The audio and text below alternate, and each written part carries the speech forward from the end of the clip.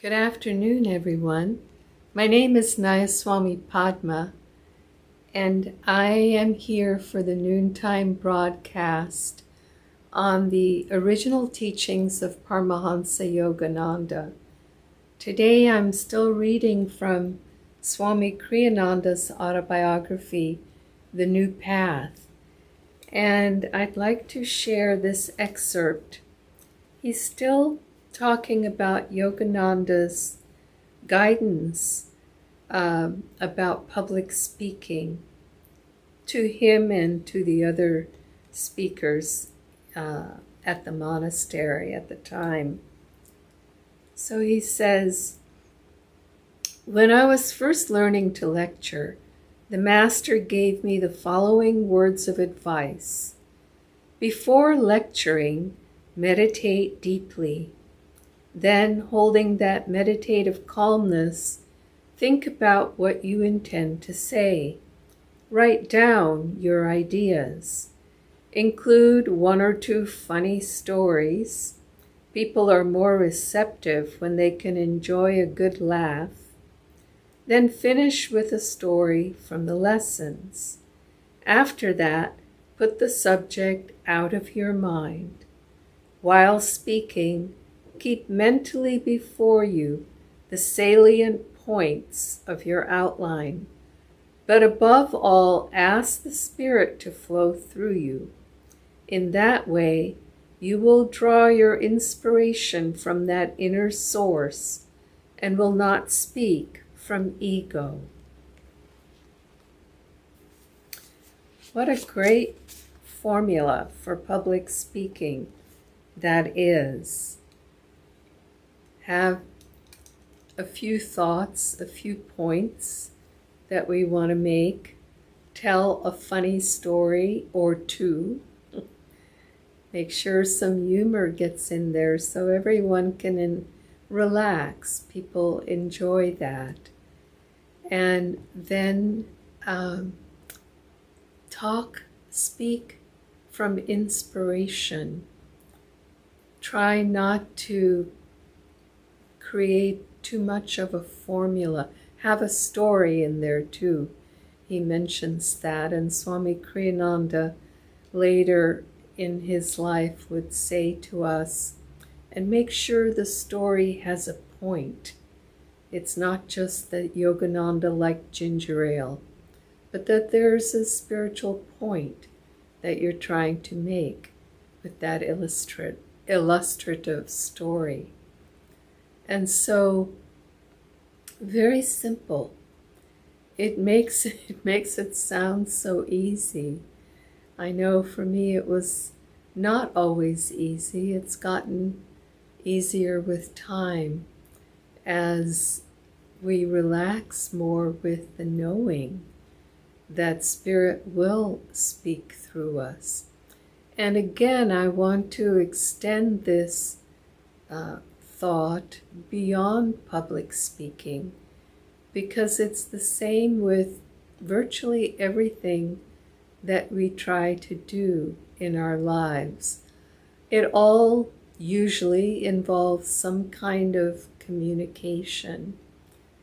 Meditate deeply in advance of, most of us try to meditate in the morning in advance of the entire day of activity. But even after having meditated in the morning, remember also to meditate before the important meetings, before the important moments. If you're needing to write something, before you begin your writing or record something like I'm doing right now, whatever it may be, mentally, inwardly, offer that prayer to ask the divine to guide your words, guide your inspiration, guide your service. You know, it's no coincidence that we pray before eating in most spiritual traditions. that we pray before important moments and gatherings, aside from our own personal prayer and meditation that we might have in the mornings and evenings. There are key moments in which, in fact, Yogananda explains that when we're eating, we're absorbing. Our consciousness is in a state of absorption when we're assimilating food into our being. That means that we're also receptive in that moment. That's why he did not recommend going to loud, boisterous restaurants and places where the environments are not very wholesome necessarily for eating or even calming. I know in modern times we play a lot of loud, blaring loud music in restaurants. It actually makes my stomach go into knots.